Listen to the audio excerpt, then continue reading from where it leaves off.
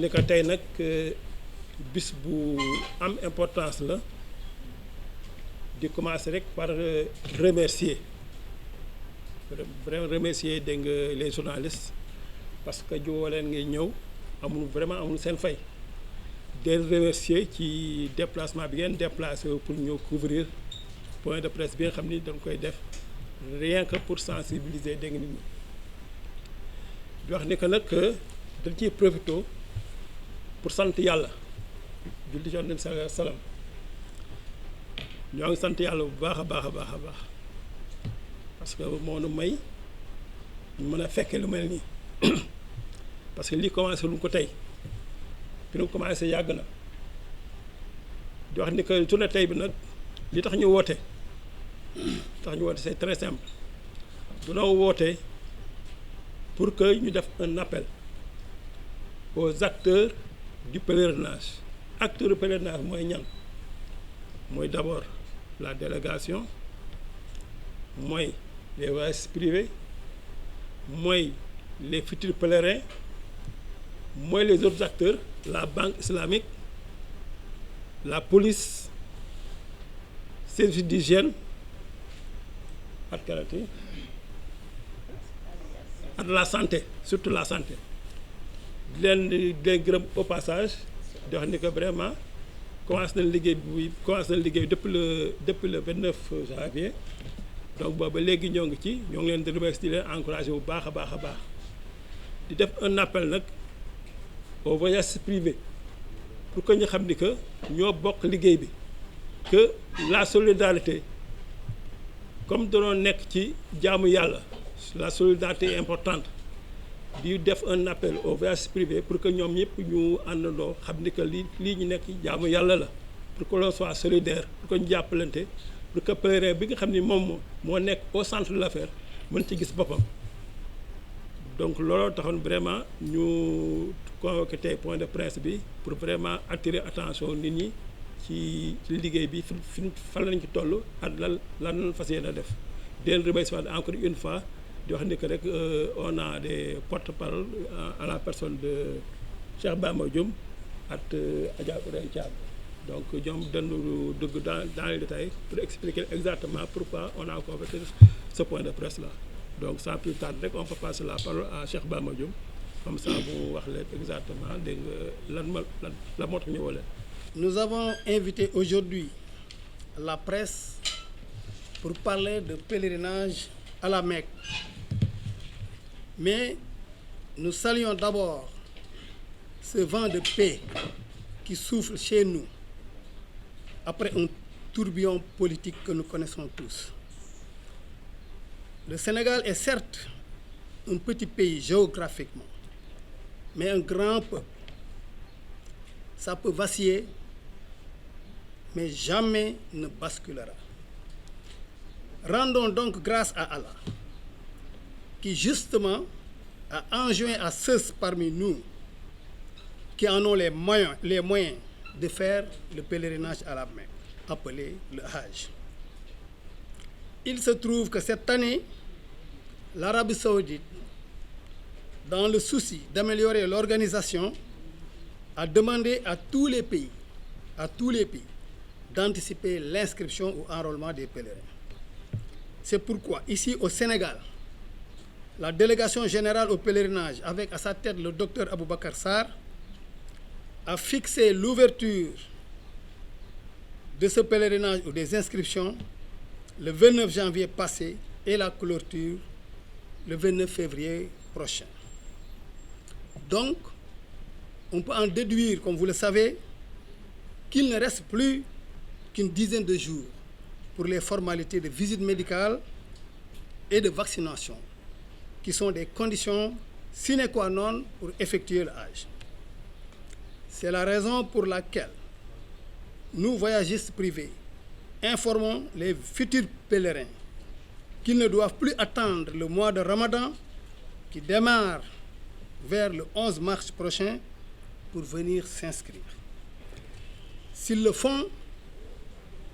et ce sera à regretter, ils risquent de rater le Hajj. La délégation générale qui transporte les 1860 pèlerins a déjà fait le plein, d'après la déclaration de son Excellence le délégué général, M. Aboubacar Sarr. Les 11 000 qui restent sur le quota de 12 860 seront convoyés par nous les organisateurs privés agréés. Et j'insiste sur le mot agréé. Ceux qui aspirent donc à faire le Hajj doivent s'adresser strictement à ces voyagistes privés agréés. Nous dégageons donc toute responsabilité contre ceux qui s'adresseront à des structures non agréées qui peuvent quelquefois apporter des soucis. Voilà, mesdames et messieurs, les raisons qui nous ont amenés à convier la presse pour mieux informer la population sur la nécessité de venir s'inscrire le plus rapidement possible en tenant compte de la date limite, en tout cas fixée pour le moment au 29 février. C'est vrai, je le répète parce que la répétition est pédagogique, au Sénégal, nous étions habitués à venir nous inscrire ou à organiser le pèlerinage durant tout le mois de Ramadan. Ce qui est forclos, ce n'est plus le cas. Il faut que la population le sache. Il ne reste plus que 10 jours et nous savons tous que presque la moitié des candidats futurs, cette moitié-là n'est pas informée, ou en tout cas n'est pas au courant. Alors qu'ils fassent vite, qu'ils viennent s'inscrire avant qu'il ne soit trop tard. Rahmatullah mbokk yi ñu ngi nuyu ñi fi teew ñëpp di remercier presse bi ci déplacement bi ñu def ñëw wuy ci woote Renofus di regroupement national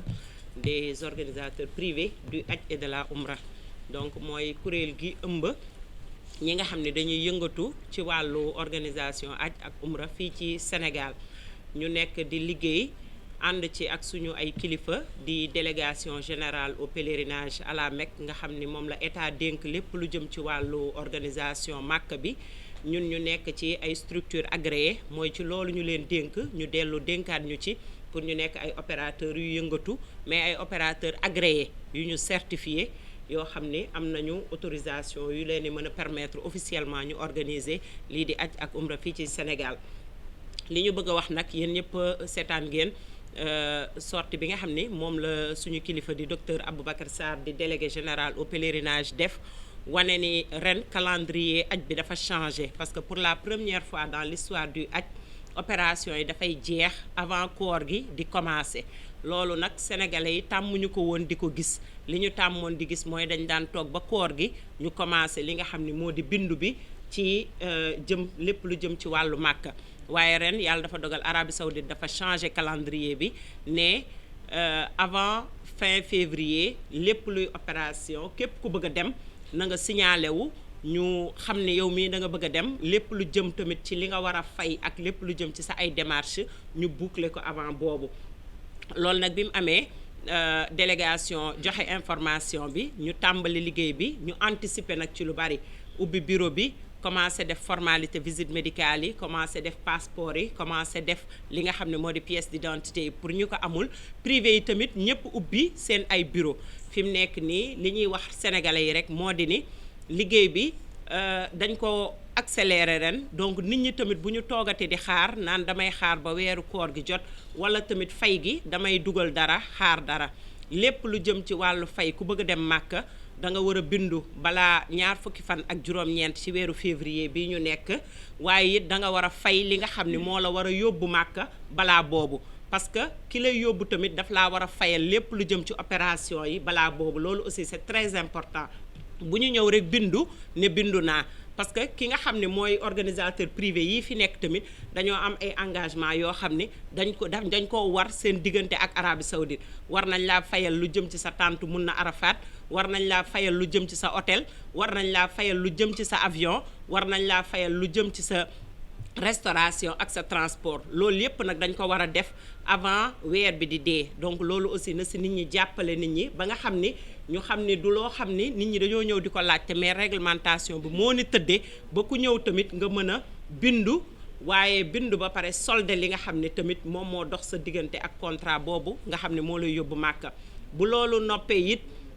ñuy wax nit ñi ni privé yi ànd nañu ak délégation jël disposition yëpp ba nga xam ne ajub ren bi dinañ ko organiser ci nu mu muccee ayib jël disposition yëpp ànd ci ak partenaires yi nga xam ne ñoom lañ ko séqal yëpp mu di banque bi mu di yeneen structures yi passeport santé ak yëpp ba gis ngeen ren visite médicale yi région boo dem ci Sénégal am na possibilité nga def fa sa visite médicale waaye département yi boo dem ci Dakar muy Pikine Guédiawaye Rufisque wala Kër Massar di nga fa mën a def sa ay visite médicale mu nekk facilité yu bëri yoo xam ne def nañ ko ren pour yombal liggéey bi jàppandal ko ba nga xam ne dina gën a oyof ci ki nga xam ne dafa bëgg a dem Màkka donc nag ñun côté administration côté logistique délégation générale au pèlerinage ak voyagistes privés yi nga xam ne ñoom la ñu agréé ñu taxaw ci boobu ba tey di liggéey bu mucc ayib ànd ko léegi nag li ci des mooy sénégalais xam ni toog jeex na dëgg la nag dañoo nekk ci contexte bu particulier actuellement lu bëri ralentir na mais ñuy sant yàlla rek bi mu ñu dimbalee ba dal am ci réew mi jàmm am ñuy ñaan yàlla mu sax tey rafetlu loolu bu baax a baax tey ñaan sénégalais yépp ñu góorgóorlu ba sàmm jàmm jooju nga xam ne moom mooy le bien le plus précieux bu ñu mën a am waaye buñ ci noppee it ñu mën a jublu ci liggéey bi nga xam ne moom la ñu dëgmal fi mu nekk ne Sénégal war nañoo yóbbu 12 860 pèlerins loolu nag ku ko war a yóbbu liggéey boobu dafa nekk liggéey bu sérieux boo xam ne da nga ciy ànd ak sa ay partenaires mais da nga ciy ànd ak beneen dëkk donc nag dëkk boobu bu fixé nag ay luwaawam ne balaa le 29 képp ku bëgg a dem da ngeen ma koy yónnee ne ma ñii ñoo bëgg a dem ñun tamit dañoo war a wax sénégalais yi ni képp ku bëgg a dem na nga ñëw nga signalé wu nga inscrire nga xool agence bu la doy mais ci agence bu wóor parce que li gën a bon mooy nga jël sa xaalis dem jox ko nit koo xam ne leeru la ni kii certifié nañ ko wala agréé nañ ko ëllëg ci biir nga am fa problème nga ne damaa joxoon benn agence te fekk na ni wóoru la xamoo ki nga jox képp koy jox sa xaalis na la leer ni kii organisateur bu agréé la bu état reconnaître bu privé yi reconnaître mu nekk ku wóor koo xam ne boo fa dugalee sa xaalis doo ci am dara lu la jaaxal waaye nag tamit ñu bëggoon a joxe benn information boo xam ne dañ koy rappeler ren quota bi nga xam ne mooy dem Màkka état dafa décider ni ñaari avion moo leen yóbbu mu di compagnie saoudienne bii di Flynas ak suñu compagnie nationale di Air Sénégal loolu tamit nañ ko xam ñu xam ne loolu mooy réglementation bi am ren bu ko defee nit ñi bañ a toog naan dama daan jël telle compagnie wala dama daan jël telle compagnie daan nañ ko jël mais ren disposition yi dafa changé ñu xam ne képp ku bëgg a aji màkk Sénégal ren ci ñaari compagnie yooyu ngay voyager incha allahu rabbi donc loolu moo nekkoon ci tënk lu ñu bëggoon a partager ak yéen ñu leen sant di leen gërëm di ñaan yàlla tamit yal nañu yàlla taxawu ba liggéey bi nga xam ne moom la ñu tàmbale ñu mën ko eggale ci alhamdulilahi rabbil alamina yàlla lafal ñu ci cat suturaal ñu ci ba ñépp def ko ni mu waree yàlla dimbala ñu ci aussi ba liñ ci bëgg ñu am ko moo di sénégalais yi dem ci jàmm ñibbisi ci jàmm yàlla may ñu at gu nangu incha allahu rabbi jërë ngeen jëf